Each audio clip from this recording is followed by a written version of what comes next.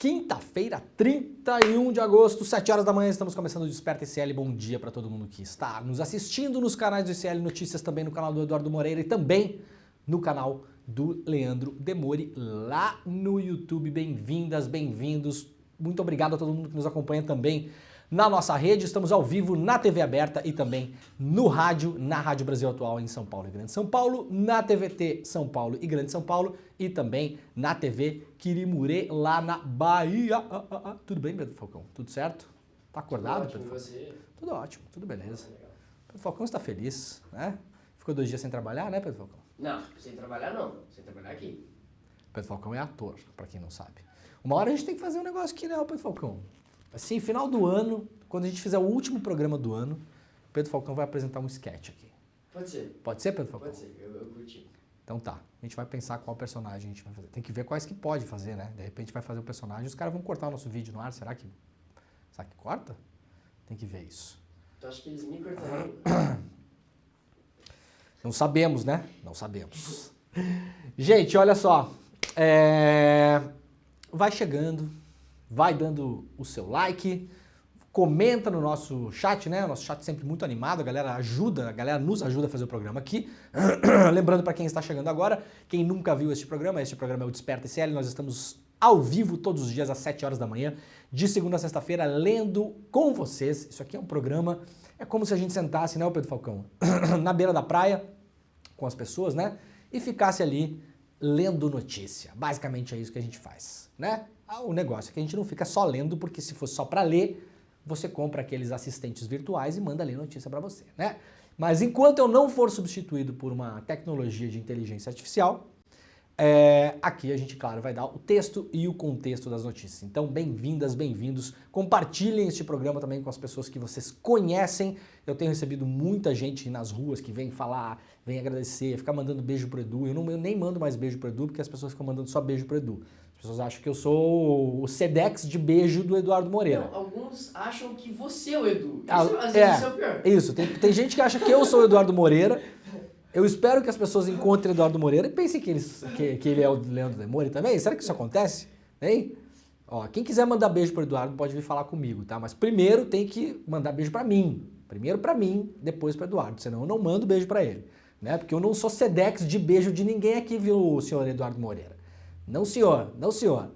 Gente, ó, antes de começar o programa, hoje dia importantíssimo, né? Teremos lá na Polícia Federal o furdunço geral. Hoje vai todo mundo lá dar depoimento ao mesmo tempo. Vai o Bolsonaro, vai a Michelle, vai o Cid, vai o pai do Cid, vai o Vacef, vai uma galera lá, 7, 8 pessoas, todo mundo ao mesmo tempo para falar sobre o caso das joias, né? Para ver se não há contradições ali. Havia uma expectativa na semana passada, né, um pouco assim, mas deram muito tempo para eles se combinarem, então todo mundo vai combinar a versão, vai chegar lá, barará, barará. O problema é que no meio do caminho tinha uma pedra, não, tinha 4 telefones do Vacef, né? No meio do caminho tinha 4 telefones do Vacef e no meio do caminho teve um depoimento do Mauro Cid essa semana, que ficou lá na Polícia Federal conversando por horas e horas e horas, né? Deu 2 depoimentos, parece que o primeiro não foi gravado, uma coisa assim, né? A Polícia Federal, como é que não tem 2 gravadores lá, meus amigos? Como é que grava o depoimento do homem, depois chega no final, viu que não foi gravado, né? A Polícia Federal podia começar a fazer como nós fazemos aqui neste programa, né, Pedro Falcão? Fazer o quê, né? Monitorar o áudio. Você sabe que a coisa que mais derruba esse tipo de coisa é áudio, né? Não adianta a gente estar ao vivo aqui, vocês não estarem ouvindo nada ou o áudio tá ruim, né? Mas tudo bem, o Mauro Cid voltou lá, fez um outro depoimento, aquela coisa toda, e hoje todos serão ouvidos ao mesmo tempo sobre o caso das joias. Relembrando rapidamente o caso das joias, a família Bolsonaro passou a mão, né? Deu uma afanada lá em presentes que tinham sido dados à presidência da República e não ao senhor Jair. Ninguém encontrou o Jair, né?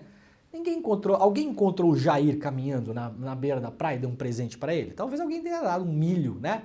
Se você encontra o Jair hoje na beira da praia, você vai dar um milho para ele, se você gostar dele, né? Quem não gostar vai tacar um milho na cabeça, né? Não pode, né, Pedro Falcão? Não pode fazer isso, tá, gente? Não tô falando para fazer, tá? Mas os presentes tinham sido dados para a presidência da República, para o Brasil, para nós outros hermanos, não? E aí o Jair Bolsonaro e sua família foram lá e, opa, pega aqui, pega relógio aqui, pega kit de joia lá, pega um ali, pega um lá. Bolsonaro tinha dito, falei ontem no programa, inclusive recuperamos neste programa, né? Porque este programa também é uma memória da imprensa, a gente não esquece nada, nada que sai na imprensa a gente esquece. A gente lembra de tudo. E o que a gente não lembra, as pessoas que nos acompanham nos lembram, né? Então isso é o mais legal também. Nesse caso, foi uma pessoa que me acompanha lá no Twitter que me lembrou uma entrevista que o Bolsonaro tinha dado à CNN Brasil, portanto, jogando em casa, né? Jogo com torcida única, né? Bolsonaro dando entrevista para a CNN Brasil é jogo com torcida única, né? E aí tinha dito que as joias jamais tinham ido para os Estados Unidos, que estava tudo num acervo dele no Brasil. Ele falou, inclusive, estou chegando no Brasil amanhã. Amanhã eu estou chegando no Brasil, a entrevista foi dada nos Estados Unidos. E quando eu chegar, sem problema nenhum, eu vou lá até o acervo e pego esses objetos e devolvo para... Vou consignar na Caixa Econômica Federal, vou devolver se o TCU quer, né? Mentiu o Bolsonaro, descobrimos depois, mentiu. Parte dessas joias foi para os Estados Unidos e não só, foram vendidas ou foram a leilão. Esse é o caso que está posto na mesa. Hoje, a Polícia Federal pretende ouvir aí várias pessoas que participaram dessa trama, serão ouvidas ao mesmo tempo. Obviamente, a Polícia Federal ficará de olho em contradições e, claro, esses depoimentos, os depoentes, serão confrontados com perguntas e questões que nós, meros mortais, ainda não sabemos. Por quê? Porque, eventualmente, essas perguntas, essas questões, esses questionamentos virão do que se obteve dos celulares do Frederic Vassef e também do que disse o senhor Mauro Cid para a Polícia Federal. Essa é a expectativa de hoje. Daqui a pouco a gente vai para esse caso. Mas antes, olha só. Recado importante. Hoje, né, Pedrinho? Hoje, às 8 horas da noite, teremos mais uma super aula do ICL. Não é conteúdo que já tá rolando por aí, não é vídeo antigo, não é coisa que o ICL pegou e fez uma edição para jogar ali. Não é picaretation, tá, gente? Picaretation vocês vão lá falar com o primo pobre, o não sei quem, o coach, o cara que mandou você comprar dólar porque o dólar ia a 8, né? O Paulo Guedes, quer fazer curso picareta, você vai para lá. Aqui é outra história, aqui é outra onda. Hoje vai ter um curso exclusivo, gratuito, o que é o principal. Então, primeira coisa, icl.com.br/desperta. Lá você garante a sua vaga. Vai ser ao vivo às 8 horas da noite com a brilhante professora, doutora Marilena Chauí, uma das maiores pensadoras deste país. É um curso sobre filosofia, né, Pedro Falcão? Para que serve a filosofia? Para que serve a filosofia, Pedro Falcão? Você sabe? Você que é ator, você usa a filosofia para quê, Pedro Falcão? Não usa para nada. Não usa para nada. Por quê? Não usa para nada, Pedro Falcão. Por quê? Porque não sabe para que serve. Aí vai assistir o curso hoje e vai começar a aprender, né, Pedro Falcão? Na verdade, você usa, mas você não sabe. Vivendo e aprendendo. Vivendo e aprendendo. Isso é o quê? Isso é uma frase o quê, Pedro Falcão? Filosófica. Viu como usa e não sabe? Né? Ser ou não ser, Pedro Falcão? O que o Hamlet faz segurando a caveira? Isso é o quê? Uma questão filosófica. Né? Viu? Sabe. Um pouquinho ele sabe. Mas vai assistir hoje o curso e vai saber mais. Certo? Certinho. Vai assistir porque eu tô mandando assistir. Senão eu vou ser demitido. Não vai. Então, gente, pra gente tentar sacar também as decisões que a gente faz na vida, no nosso cotidiano, né? Filosofia se imiscui, né? Com as nossas escolhas cotidianas. A gente faz escolhas filosóficas o tempo todo, a gente só não é consciente disso. Essa é a grande verdade, né? Então, hoje, às 8 horas da noite, estaremos ao vivo com a doutora, professora, brilhante Marilena Chauí. Então, para participar da aula, não adianta fazer a escolha filosófica equivocada, eticamente questionável, que é o seguinte, não vou me inscrever. Não vou me inscrever. Às 8 horas da noite eu vou lá no canal do ICL e vou assistir a aula. Essa escolha filosófica é uma escolha equivocada. Por quê? Porque você não vai achar a aula no canal. Você tem que se inscrever na aula. E aí você vai receber o link pelo seu e-mail, tá bom? icl.com.br/desperta hoje às 8 horas da noite, exclusivo, ao vivo e de grátis, o que é mais importante, tá bom? No final do programa a gente volta a lembrar, porque o programa tem audiência crescente, chega no final nós estamos com a audiência bombando, né? E aí no final eu aviso vocês de novo, tá bom? Mas quem puder já inscreva-se na aula imediatamente. Mais de 6 milhões de pessoas recebem restituição do imposto de renda nesta quinta-feira. Você sabe que eu gosto de começar o programa com notícias boas para o bolso das pessoas, né? Então, ó, a Receita Federal paga nesta quinta-feira, portanto hoje, o quarto e penúltimo lote da restituição do imposto de renda de 2023. O pagamento terá uma correção de 3,14% por conta da Selic, né? A taxa básica de juros da economia, que atualmente está em 13,25% ao ano.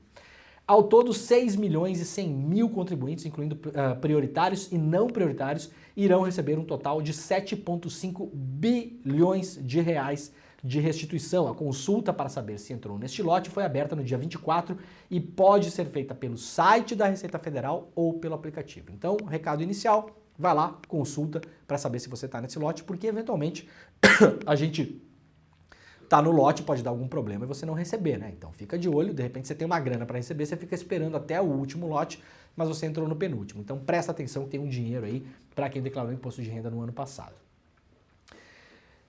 O Lauro Jardim, gente, lá no Globo, hoje traz uma notícia sobre a 123 milhas, estamos acompanhando, né, este caso aqui que envolve muita gente. Olha que coisa peculiar. O que pode, inclusive, o Lauro Jardim não fala isso, quem está falando sou eu, o que pode, inclusive, explicar muita coisa em relação a overbooking e alta de passagens aéreas no Brasil nos últimos tempos. Para fora toda a questão do petróleo, da Covid, aquela coisa toda, mas isso aí já acabou faz um ano e meio, né? Olhem que coisa esquisita. 123 milhas acusa a Azul, a empresa aérea Azul, de ser uma das culpadas pela crise. Veja só, a coisa é um pouco mais complicada do que parece.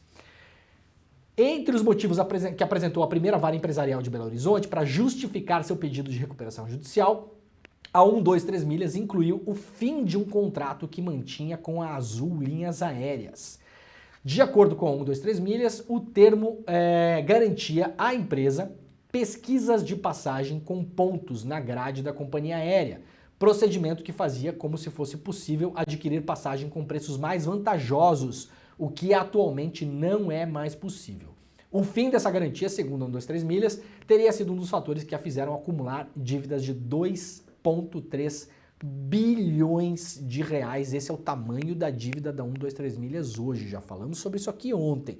Corra atrás dos seus direitos, acione a justiça imediatamente e recado importante que foi dado ontem, inclusive no ICL Notícias primeira edição, quem estava pagando em prestações esses programas, esses pacotes de viagem da 123 milhas, pare de pagar agora, não pague mais nada. O que você já pagou, você já perdeu. Você vai ter que ir atrás dessa grana agora.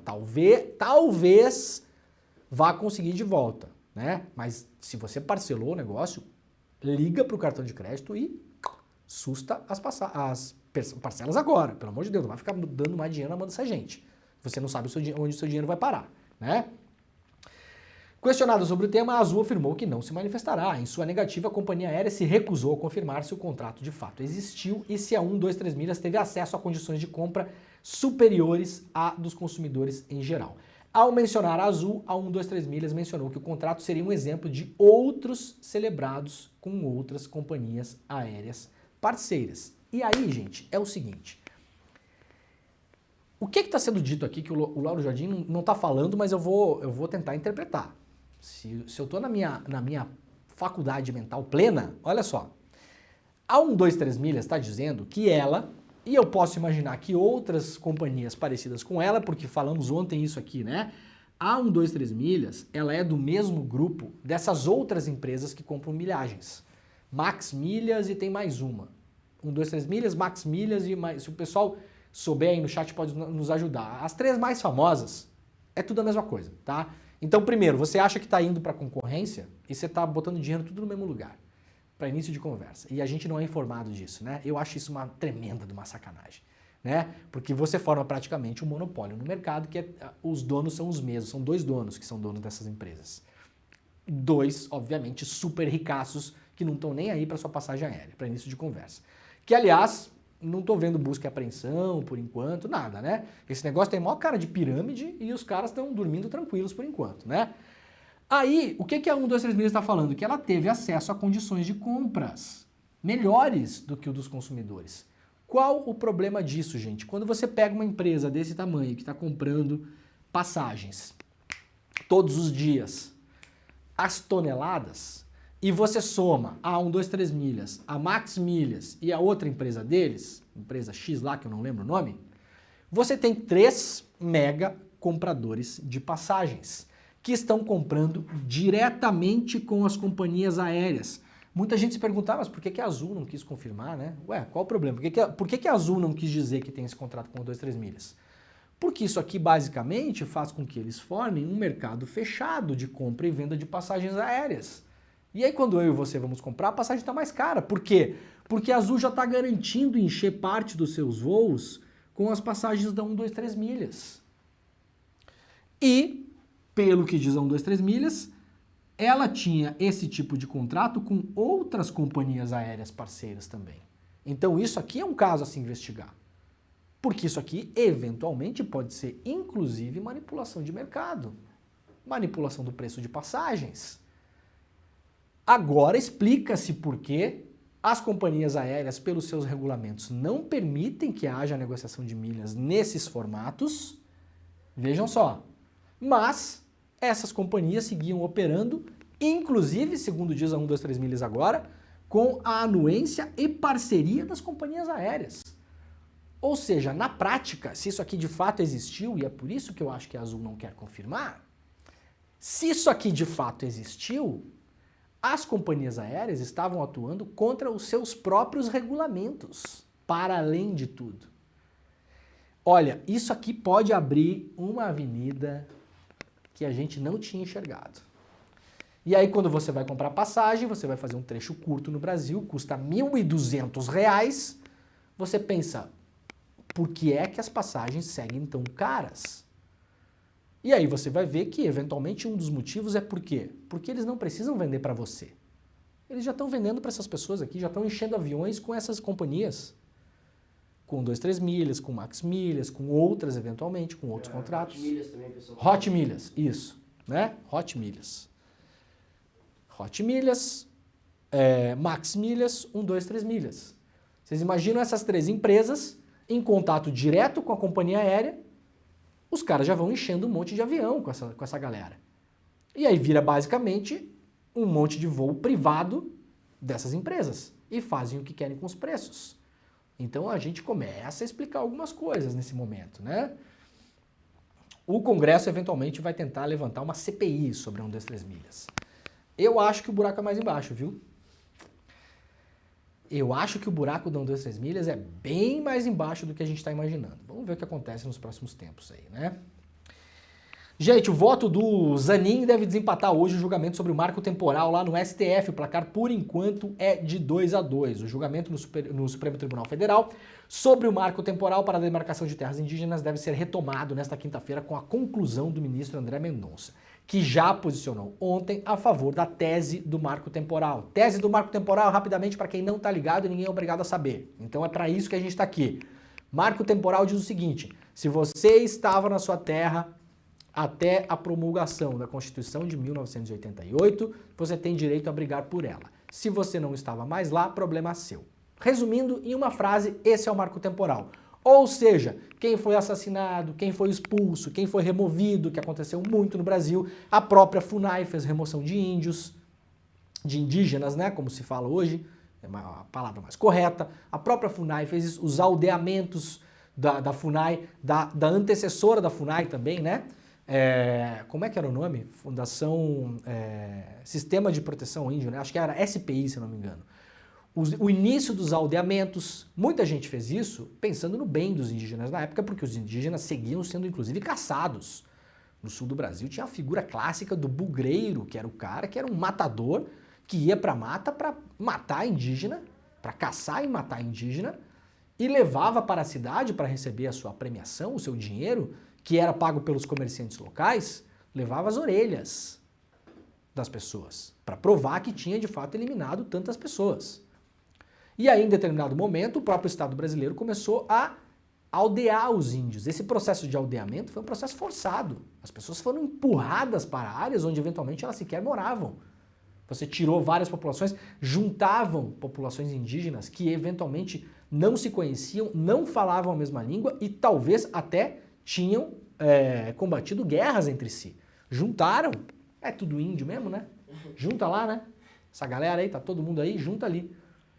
E aí, gente, a gente fez isso tudo com essas pessoas. Assassinatos, remoções forçadas, aldeamento, mudou toda a geografia dessas populações, né? E aí chega num ponto que o nosso STF, e inclusive o nosso parlamento, inclusive a senhora Soraya Tronic, que muitas vezes vira meme pra lá e pra cá, porque tem umas tiradinhas, porque é engraçadinha, mas não vamos esquecer que no fim das contas ela também está apoiando esse negócio lá no parlamento, né? Pra gente não esquecer quem as pessoas são, para além do meme, para além da internet, para além da risadinha. O que importa mesmo é que quando chega na hora H, essas pessoas são quem são, né? Agora está se dizendo que quando se estava lá em 88, estava lá. Se não estava lá em 88, problema seu. E aí, se em 89 o cara tá tentando voltar para a terra dele, porque tinha sido invadida, porque tinha sido aldeado, porque tinha sido expulso, se ferrou. Parece razoável para vocês? Sinceramente, esquecendo a questão, se você concorda com a questão indígena, para além do fato de que áreas indígenas e áreas quilombolas são as que mais preservam a natureza, para além do fato de que nós não estamos fazendo nenhum favor para essas pessoas, nenhum favor patrimonial, e pelo contrário, quem está ajudando a segurar a onda são eles. Para início de conversa, tá? É razoável para vocês essa tese? Não é razoável, né? Não faz sentido, né? Após André Mendonça falar, está previsto que será a vez do Cristiano Zanin hoje, né? O voto do ministro indicado pelo presidente Lula é cercado de expectativas. Caberá a Zanin, se não pedir vista, desempatar o placar em 2-2. Nos últimos julgamentos, como sobre a discriminação do porte pessoal de maconha, o ministro foi alvo de críticas de apoiadores de Lula por posições consideradas conservadoras. Não só de apoiadores de Lula, ele foi alvo de críticas por uma parte enorme da população civil brasileira, que entre essas pessoas há pessoas que não são apoiadores do Lula, não são. Isso aqui tá errado, viu, Globo? Porque isso aqui coloca a coisa como se fosse uma disputa política comezinha partidária. Isso aqui é errado, isso aqui é uma péssima informação. É horrível passar essa informação para as pessoas. Tem gente que não gosta do Lula e odiou o voto do Zanin. Não gosta do Lula por uma série de motivos, porque não gosta, porque não é obrigado a gostar. Alguém é obrigado a gostar de alguém aqui? Não, né? Então tem gente que não gosta do Lula. Tem gente que por uma série de motivos políticos e pessoais prefere outro candidato. Tem gente que votou no Ciro e odeia o Lula, tem gente que votou que é mais radical à esquerda, que quer uma revolução comunista no Brasil e não acredita nos partidos políticos, não acredita na democracia burguesa e não é apoiador do Lula. Pelo contrário, é crítico do Lula. E falou que o voto do Zanin foi horrível. Então isso aqui não é verdade não, tá? Isso aqui reduz a questão, que é uma questão enorme, para uma coisinha desse tamanho aqui. Até ontem não havia pistas de qual seria a defesa de Zanin sobre o marco temporal, que estabelece aquilo que eu acabei de explicar para vocês, né? Então vamos ver como é que vai votar o Zanin hoje. Tem votado muito mal o Zanin, mas, no entanto, para não dizer que a gente só fala mal do Zanin, e também a gente não vai dar essa notícia aqui para fazer de conta que a gente é equilibrado e isento, porque tem uma coisa que eu não sou isento. Não tenho essa expectativa em relação a este programa, tá? Mas isso aqui é uma notícia importante e sinaliza uma coisa importante no STF, porque em geral o STF vota sempre contra o trabalhador. Já foi feito um estudo, inclusive, sobre isso, sobre como os ministros votam em relação a causas que envolvem os trabalhadores no STF. O STF geralmente é majoritariamente antitrabalhador. Isso é um clássico do STF. Isso está, inclusive, agora colocado em forma de ciência, né? Zanin vota por empregados em ações trabalhistas e o governo Lula comemora. O ministro do Supremo Tribunal Federal, Cristiano Zanin, votou a favor dos empregados em causas trabalhistas que estão sendo analisadas pela corte.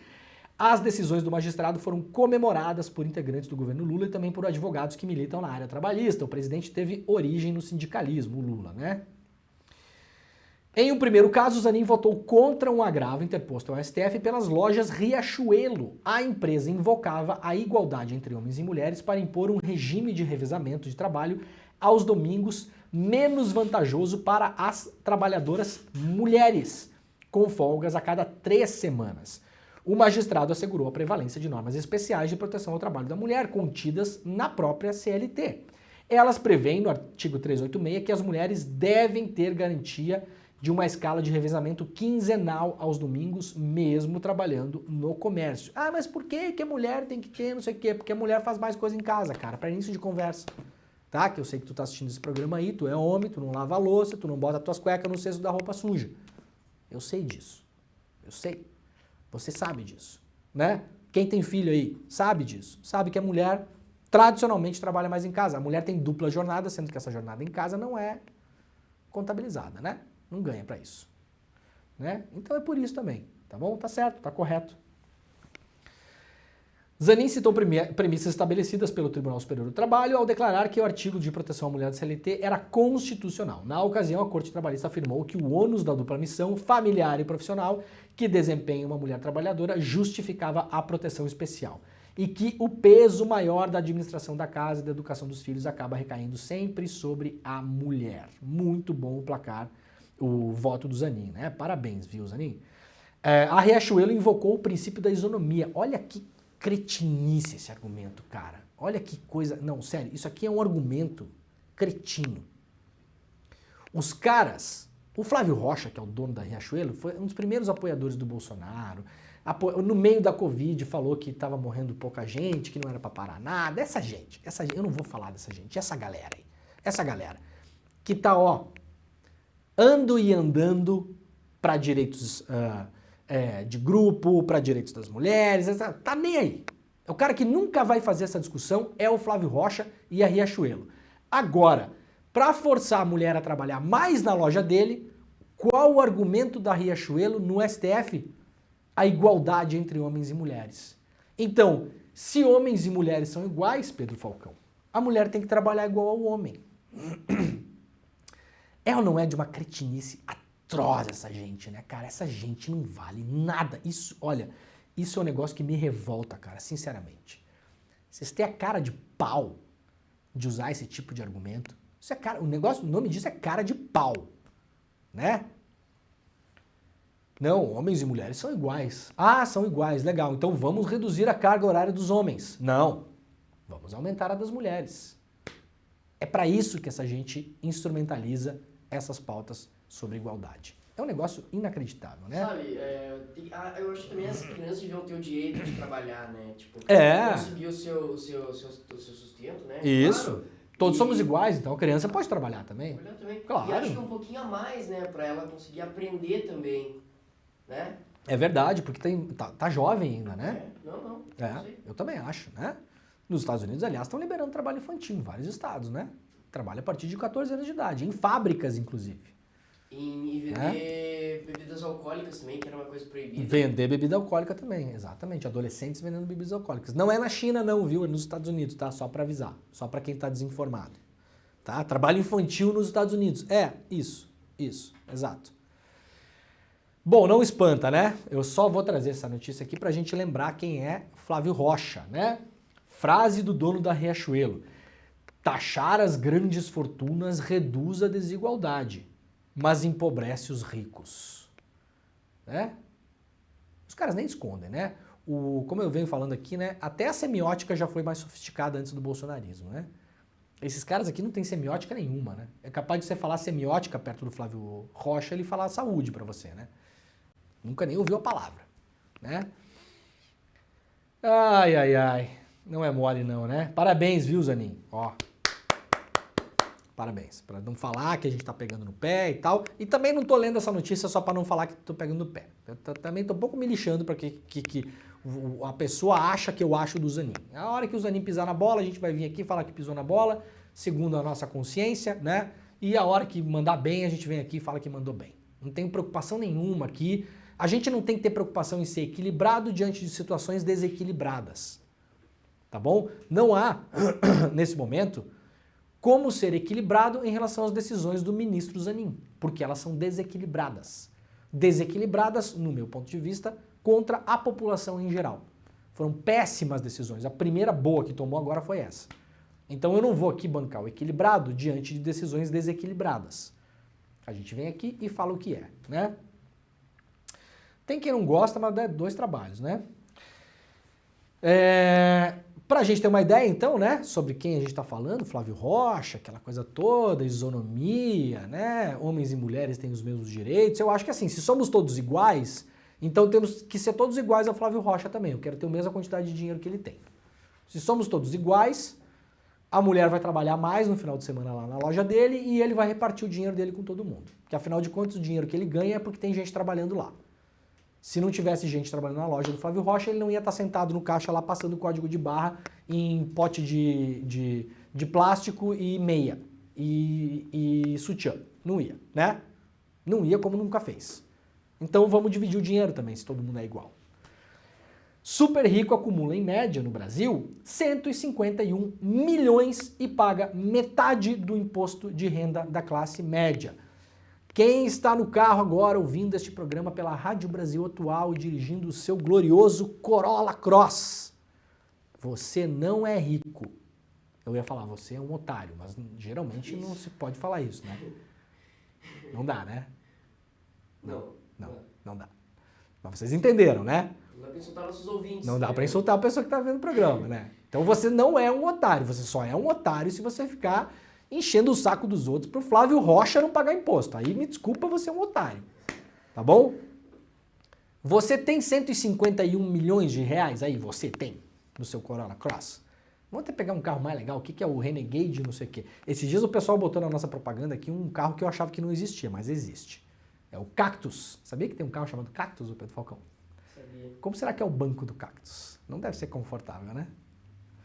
Hã? Qual... Ai. É um carro espinhoso, né? É um assunto espinhoso falar do Cactus. Você que tem aí o seu, entendeu? 2 carros na garagem, tem um salário bom, a pessoa tem um salário de 20 pau por mês. Salário bom, né? 2 carros na garagem, plano de saúde privado, filho em escola privada, faz umas férias legais uma vez por ano. Você tem 151 milhões aí, acumulado? Entre patrimônio, dinheiro em conta bancária, bens móveis e imóveis. Tem? Não tem, né? Não tem. Então você não é rico, meu filho. Vai nisso de história. E ó, isso aqui é a média, tá? Isso aqui é a média do super rico brasileiro. Tem super rico que tem menos do que isso. Tem o cara lá que é o super rico pobre. O cara tem só 20 milhões, 30, né? O cara com 20, 30 milhões hoje no Brasil, perto dos super ricos que nós temos, é pobre. Tem que ficar pedindo pra mãe o Pix pra comprar milho na praia. Então, se tem os caras que tem menos, tem os caras que tem mais. Então, tem um cara lá que não tem 151 milhas sobrando lá. O cara tem 300 milhas, entendeu? 350, 500. Então, não gasta a tua energia pra defender essa gente, meu camarada. Vamos lá. Vamos organizar um pouquinho o baile, né? Pra todo mundo poder dançar em paz, tá bom? Fatia da população que inclui o 0,01% da população. 0,0. Quem é bom de estatística dos comentários aí pode ajudar a fazer a conta. Quantas pessoas dá na população brasileira? Somos 230 milhões, né? Eu não lembro o último censo que saiu agora. 230 milhões, vamos supor, ô Pedro Falcão. 1% de 230 milhões é 2 milhões e 300 mil pessoas, né? 0,1%, se eu não estou enganado, estamos falando de 2.300 pessoas. Não, somos 214 milhões, esse é o censo de 2021, mas tem um novo já, né? Não tem? Então a gente está falando de 2 mil pessoas, gente. 2 mil Flávio Rochinhas, 2 mil mini Flávio Rochas caminhando assim, entendeu? Ficam caminhando e falando, vai trabalhar no domingo, vai abrir a minha loja, passa o QR Code, entendeu? Pergunta o CPF da pessoa. 2 mil. Deixa essa gente se ferrar. Porque, além de tudo, eles não vão se ferrar. Esses novos impostos que estão sendo criados agora, para os fundos exclusivos e tal, gente, isso aí é desse tamanho aqui. Ontem a Câmara dos Deputados passou de novo desoneração para vários setores da economia. São setores que essas pessoas atuam. O setor têxtil, por exemplo, vai continuar com desoneração, ou seja, vai continuar pagando menos imposto. A confecção da Riachuelo vai seguir pagando muito menos imposto do que outros setores da economia. Muito menos. Têxtil, construção civil, vários outros. A área da comunicação, ou seja, os grandes empresários da comunicação, organizações Globo, Bandeirantes, Record, todas elas vão pagar menos imposto do que a maioria dos setores da economia. Então, na verdade, o governo está assim, ó, o governo está cutucando essa gente com um alfinete. Que bom que está fazendo, mas ainda assim é desse tamanho. Tanto é que vocês não estão vendo nem os caras reclamar muito. Não estão nem chorando muito, não estão fazendo protesto, a bolsa fechou numa nice, tudo beleza, porque eles sabem que isso é o mínimo do mínimo. Olha, nem começamos a incomodar essa gente ainda. Eles seguem dando risada da nossa cara. Tá bom, classe média? Ó, capa do Estadão toda hoje, né, em relação ao caso das joias, ó, tá grande o negócio aqui, né? Caso das joias, o que esperar do depoimento simultâneo de Bolsonaro, Michele, Vassef e Mauro Cid na PF? Isso aqui é a capa do Estadão, tá, gente? A oitiva coletiva foi uma forma utilizada pela Polícia Federal para evitar a chance de uma combinação de versões e pode ser determinante para os próximos passos das investigações sobre a venda de bens da Presidência da República. Aqui algumas coisas relacionadas à manchete, né? O Cid pode encrencar a Michele e o cunhado do Bolsonaro no seu depoimento. Depoimento do G. Dias hoje, né? O G. Dias, que era o ministro do GSI, do Lula, né? O cara que apareceu nas imagens no dia 8/1, caminhando igual barata tonta lá nos prédios, né? Lembram? Então, o G. Dias vai depor a CPI do golpe hoje, mas tem o direito a ficar calado. Direito esse concedido pelo Zanin, tá? Bolsonaro pede para adiar depoimento à PF sobre fake news, porque o Bolsonaro tá enrolado aí, acho que é a quinta, sexta vez que o Bolsonaro vai pra PF, né? E aqui, relacionado a isso, é isso. Aqui tem outro negócio de Tarcísio, Flávio e Michele, né? Bolsonaro mostrando estratégia eleitoral para os próximos anos. Então, hoje vai ser um dia animado. Aliás, ô Pedrinho, vê com o pessoal se vai transmitir CPI, acho que vai, né? Fiquem ligados que a gente transmite a CPI nos canais do ICL também, tá? A CPI começa de manhã, mas você fica por aqui nesse mesmo link, acompanha o ICL Notícias primeira edição, e num outro link separado, a CPI vai sendo transmitida, tá? Então fiquem de olho que a gente vai fazer tudo isso ao mesmo tempo hoje. Gente, esse caso aqui é um caso escandaloso. Presta atenção no que eu vou falar agora para vocês aqui. Olha só isso. O deputado Glauber Braga descobriu que um juiz, ele está sendo processado por um juiz, tá? Por um caso que eu já vou contar aqui qual que é o negócio, ó. O caso é o seguinte, vamos mostrar o extrato aqui também, ó. Cadê? Tem o caso aqui, não sou, agora, CNJ, Solidariedade, eu estou na revista Fórum aqui, eu quero pegar o caso, mas basicamente o Glauber Braga, enquanto parlamentar, né, aqui ó, ele criticou uma decisão da justiça que proibiu a realização de um ato em solidariedade a uma deputada agredida por bolsonaristas. Teve uma deputada que foi agredida por bolsonaristas, organizou-se um ato de apoio à deputada. Um juiz foi lá e proibiu o ato. O Glauber Braga criticou a proibição. Você sabe o que o juiz está fazendo agora? O nome do juiz é Sérgio Lousada. O senhor Sérgio Lousada. Ele bloqueou todas as contas do Glauber, todas. E estipulou uma multa para o Glauber de R$1 milhão. O Glauber tem postado os extratos da conta dele. Olha só, isso aqui é a conta dele, isso aqui não é nem a conta pessoal do Glauber, tá? Isso aqui é a conta que o Glauber parlamentar usa para pagar as despesas do seu gabinete como parlamentar, tá bom? Então tem as verbas que ele recebe, isso aqui é usado para pagar o seu gabinete, para fazer com que a sua política consiga andar, né? O juiz foi lá e bloqueou essa conta também. Olha aqui, ó. Vocês estão vendo aqui, ó? O Glauber está devendo nessa conta, devendo, porque tinha um saldinho ali de uns R$4.700. O juiz foi lá e pegou o dinheiro que tinha. O que estava azul aqui, o juiz foi lá e pegou. Agora o Glauber está devendo só R$955.300. É a dívida do Walter com o juiz esse. Isso é um absurdo, sem tamanho, né? Obviamente, isso aqui tem que ser fazer um recurso para início de conversa para o CNJ e depois para instituições judiciais acima, né? Subir, essa decisão tem que subir. E o senhor Sérgio Lousada, esse juiz aqui, vamos deixar ele bem famoso, né? Tá aqui, ó. Esse aí não tem como renegociar no programa lá? Sérgio Lousada, o que é? Esse aí não dá pra renegociar. Renegociar. No Desenrola? Ô Glauber. Que sacanagem, né? Ô Glauber, vê se não dá pra renegociar no Desenrola esse negócio aí, ô Glauber. Agora, que sacanagem, todo apoio ao Glauber, isso aqui é um absurdo. Tamanho. Que essa decisão não só tem que ser revista, esse juiz tem que responder algum processo disciplinar. Isso aqui é um escândalo. O cara vai lá numa canetada. Quem é? Gente, a gente acabou de falar de Flávio Rocha, a gente acabou de falar dos donos da 123. Os donos da 123 milhas estão aí, ó. Estão aí, ó. De boaça. Quem é que no Brasil hoje, me mostrem um precedente de alguém que tomou uma multa por criticar uma decisão judicial de R$1 milhão? Me mostrem.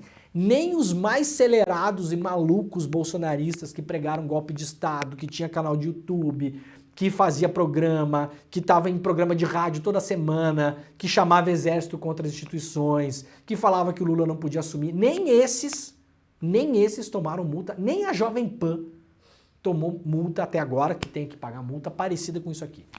Isso aqui é um absurdo. O que esse juiz está fazendo é um absurdo e eu espero profundamente que, além da reversão da decisão, esse juiz responda a algum processo disciplinar. Isso aqui é inacreditável. Eu só posso imaginar que, assim como outros colegas já fizeram e já tentaram, esse juiz está procurando uma outra carreira que não seja na magistratura. E está buscando exatamente ficar famoso. Tenho o meu direito a pensar isso, né, doutor? O senhor não vai me multar em R$1 milhão, né? Porque se for lá para minha conta vai ficar igual essa do Glauber aqui, ó. Vai ficar no negativo, porque não vai achar esse dinheiro todo lá também, né? É inacreditável, né, gente? Leandro, só queria te lembrar que hoje a gente tem um vídeo. Sim, vamos lá pro vídeo agora. Vamos lá? Ele é bem longuinho. Gente, ó, eu quero mostrar para vocês um vídeo. É um vídeo que tem 7 minutos, mas eu prometo, vai ser a primeira vez que a gente vai mostrar um vídeo tão longo no programa, mas eu juro para vocês que vai passar como se fosse 2, tá? Ontem, a Erika Hilton respondeu a uma parlamentar bolsonarista, que eu não vou falar o nome, porque este programa, assim como dizia o Ricardo Boechat, não dá palco para otário, então eu não vou dar palco para otário aqui, não vou falar o nome da parlamentar. A parlamentar estava fazendo uma fala no parlamento. Em um determinado momento, ela fala que o Estado tem que agir para proteger as mulheres de verdade. O que é a mulher de verdade na cabeça da parlamentar? A gente sabe, né?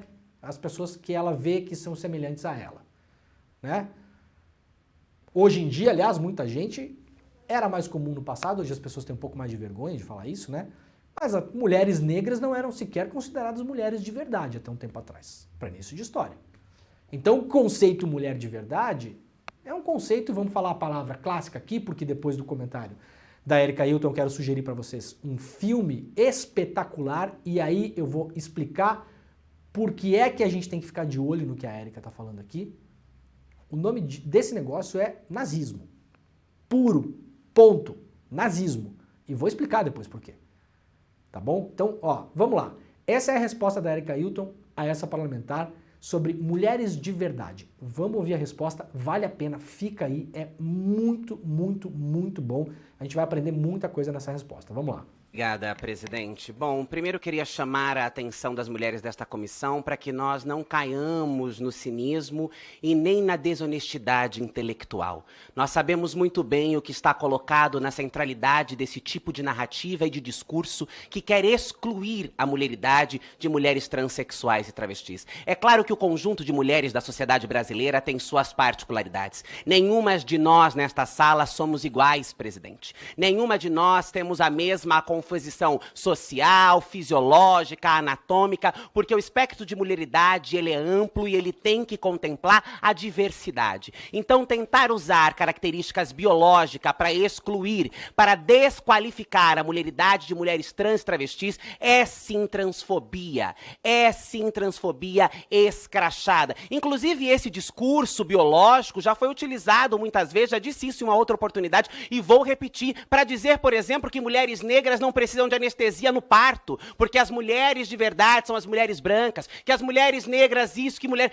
É o discurso biológico da exclusão, o discurso biológico do preconceito, o discurso que não leva em consideração qual é o recorte histórico, social, a qual nós, mulheres transexuais e travestis, estamos inseridas na sociedade brasileira. Esta comissão aprovou uma nota de solidariedade a mim quando um deputado foi extremamente violento, e esta comissão tem que chamar para si a responsabilidade de não permitir que falas como essa, mascarada de preocupação com a mulheridade, com mulheres de fato, o que é mulher de fato, para dizer da mulher que pare, para dizer da mulher que menstrua, para dizer da mulher que tem cólica, nós precisamos tripudiar, massacrar, açoitar, violentar o direito de outras mulheres, porque estas mulheres, ao não terem estas práticas biológicas, são menos mulheres, não são vítimas do patriarcado. Nossa população vive às margens da sociedade. Nós estamos em 2023 e somente nesta legislatura nós conseguimos chegar a esta casa. Sabe por que não estávamos aqui agora? Por exatamente discursos como esses, que nos empurram para as mazelas da sociedade.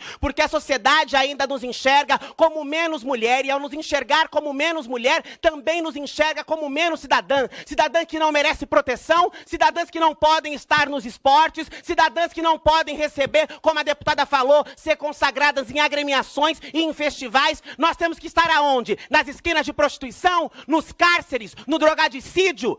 Aonde que é o nosso lugar, se também não é aqui discutindo uma agenda de direito a todas as mulheres? A luta das mulheres transexuais e travestis nesse país nunca excluíram nenhum tipo de mulher, porque a luta de outras mulheres precisam excluir a nossa existência.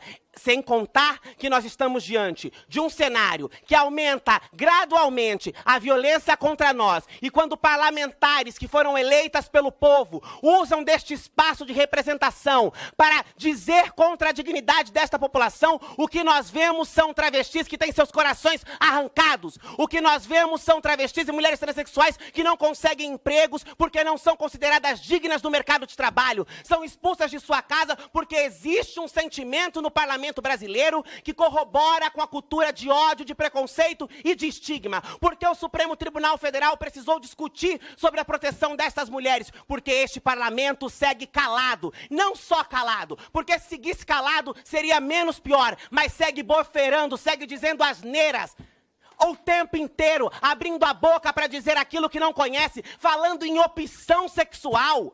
O que tem a ver a identidade de gênero de mulheres transexuais e travestis com orientação sexual? Discursos burros, discursos rasos, discursos preconceituosos, discriminatórios. E nós chegamos aqui sim, deputada, mas não para discutir apenas os direitos das mulheres transexuais e travestis, porque eu não sou apenas uma mulher transexual e travesti. Eu sou uma mulher assim como a senhora, queira a senhora ou não, na sociedade. Vítima da... A sua opinião não me importa. Vítima da violência, do ódio, do estigma, do preconceito, e a senhora terá que aceitar que nós não falaremos só sobre a agenda de direito de mulheres transexuais e travestis. Nós temos um projeto para este país, um projeto que inclui todas nós, um projeto de dignidade, um projeto de emancipação, um projeto de vida, um projeto de pertencimento, um projeto de direito e um projeto que vai na contramão daquilo que é produzido aqui numa tentativa de parecer proteção de grupo A ou grupo Z, quando na verdade não está se preocupada com proteger as mulheres de verdade, nas palavras da deputada, estão perdendo espaços para as mulheres transexuais e travestis. Que espaços são esses? Porque aonde nós estamos é a pergunta que não se calará.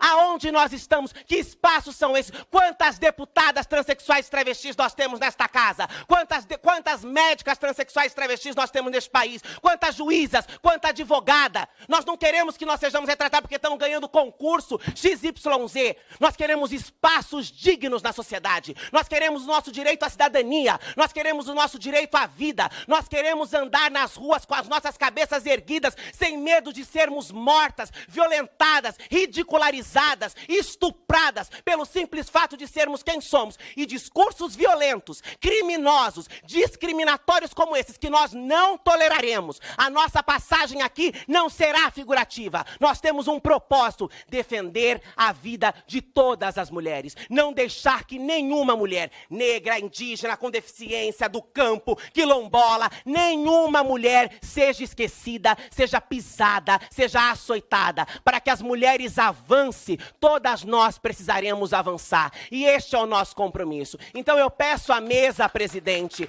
para que leve em consideração, para que este espaço, já vou concluir, para que este espaço não seja um espaço que aprofunde desigualdade, para que este espaço não seja um espaço que açoite ainda mais uma parcela vulnerável, precária, miserável da população brasileira, mas que o parlamento possa se comprometer a garantir uma política de vida, de dignidade, de emancipação e direito a todas as mulheres, inclusive mulheres transexuais e travestis, que são mulheres como quaisquer outras. E não é o achismo, a opinião de pessoas que sequer sabem o que estão falando que vão negar isso. Nós não precisamos da legitimidade da opinião de nenhuma deputada nesta casa. A nossa luta é árdua, é histórica e nós avançaremos. Queira o ódio, o fascismo e a intolerância ou não, mas não permitiremos calada que falas de ódio e preconceito seja bosferada pela boca de nenhuma parlamentar nesta comissão ou nesta casa. Muito obrigada, presidente.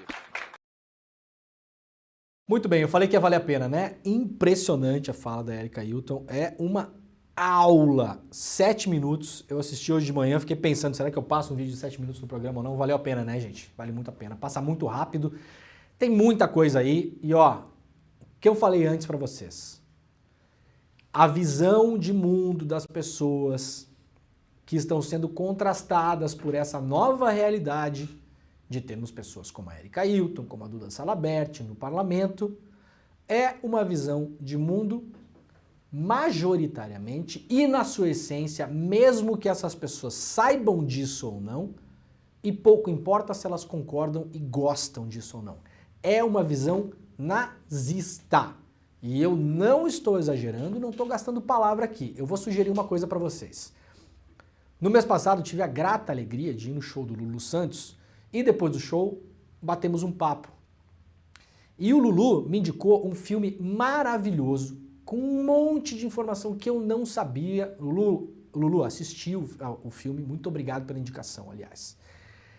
Assistam esse filme aqui. Gente, eu poucas vezes faço propaganda, né? Isso aqui não é nem propaganda, né? Não tô ganhando nada da Netflix, obviamente, para falar isso, mas o filme realmente, esse filme aqui é um filme de utilidade pública. Chama-se Cabaré Eldorado, é um filme que está na Netflix. Um filme que conta basicamente a história de um cabaré que estava instalado em Berlim nos anos 30. Um cabaré super, assim, a gente pode colocar assim, estava 100 anos no futuro, o cabaré, onde frequentava aquele cabaré todo tipo de pessoa para se divertir, para dançar, para amar, para achar gente, para achar parceiro, para fazer festa, né? Era um lugar aberto da sociedade que era ligado também a uma entidade na época que já tratava nos anos 30 em Berlim das questões que a Erika Hilton trouxe aqui agora nessa fala brilhante dela. Inclusive uma entidade que fez pela primeira vez na história as cirurgias de transição para pessoas, para travestis na época, nos anos 30, de novo, Berlim, anos 30.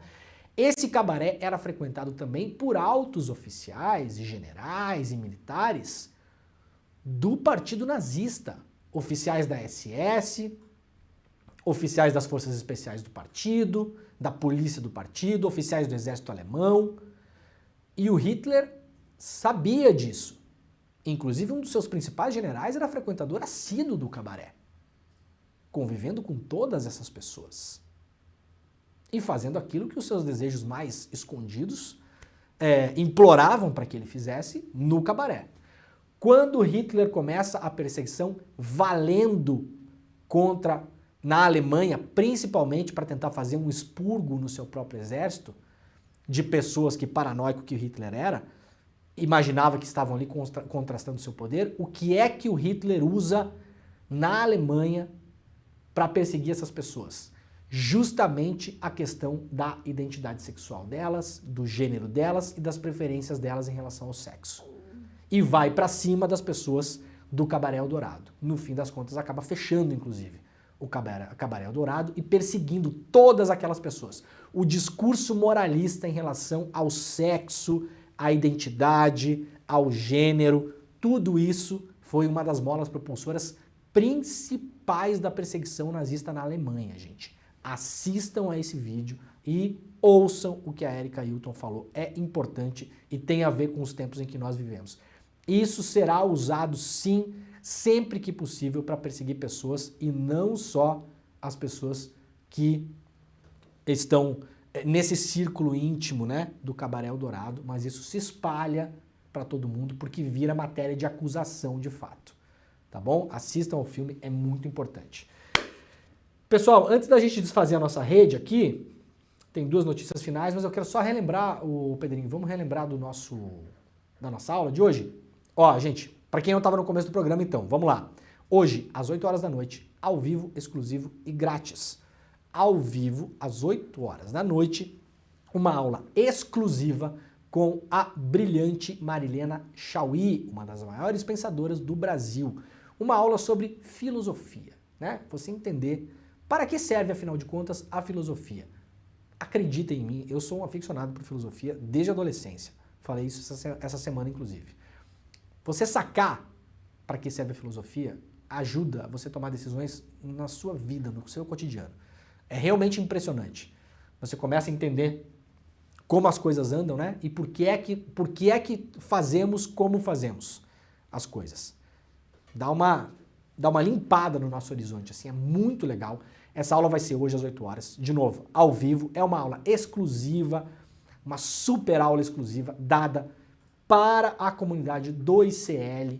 Não é vídeo requentado, recalchutado, coisa que está na internet, não é nada disso. É uma coisa que o time do ICL pensa, organiza como vai ser, vai lá, filma, deixa a coisa empacotada do jeito mais bonito, né? Tudo organizadinho. E depois da aula, que vai ser, a aula foi gravada, vai ser transmitida ao vivo, mas depois da aula, a Marilena Chauí estará ao vivo hoje com o Eduardo Moreira, para comentar a aula e falar com vocês, com a audiência, tá? Eu estarei na audiência também, porque eu quero ver essa aula hoje. Então, ó, para participar, icl.com.br/desperta, icl.com.br/desperta. Não tome a decisão filosoficamente errada de ir para o canal do ICL às 8 horas da noite procurando o vídeo, porque ele não estará lá, tá bom? Você precisa garantir a sua vaga, o link vai ser mandado por e-mail. Então vai lá, icl.com.br/desperta, garanta a sua vaga, o link vai ser mandado por e-mail. Gente, dezenas de milhares de pessoas assistem essas aulas do ICL todos os meses. Então seja mais um, depois você vai descobrir o maravilhoso mundo dos cursos do ICL e nunca mais vai querer sair dele. Tá bom? Pessoal que nos acompanha pela TVT, pela Rádio Brasil Atual e também pela TV Querimurê, muito obrigado. Amanhã, sexta-feira, estaremos de volta. Tchau, tchau. E a galera que ficou com a gente, né, o Pedro Falcão. E vai continuar porque tem ICL Notícias depois. Muito bem.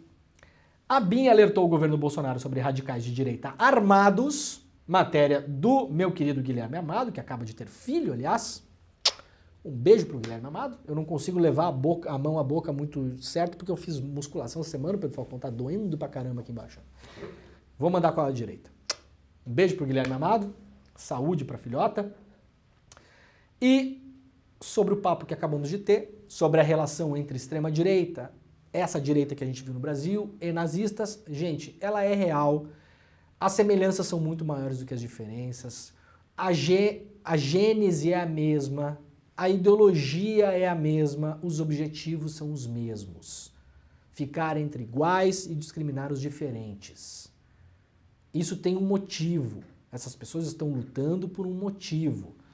A BIM considerou neonazistas e movimentos contra o Estado as maiores ameaças à posse de Lula. A agência alertou autoridades sobre mobilização dos extremistas em redes sociais e no acampamento golpista. Patriotas e neonazistas. Aqui, ó. Não há diferenças. Há muito mais semelhanças do que diferenças. Não é exagero. Assistam ao filme que eu acabei de sugerir lá no Netflix e revejam a fala da Erika Hilton. Tá bom? Nós voltaremos amanhã. Agora está começando o ICL Notícias, primeira edição. Vocês ficam neste link aqui. Não movam o mouse, não fechem a janela, não façam absolutamente nada. Só respirem. Obrigado. Tchau.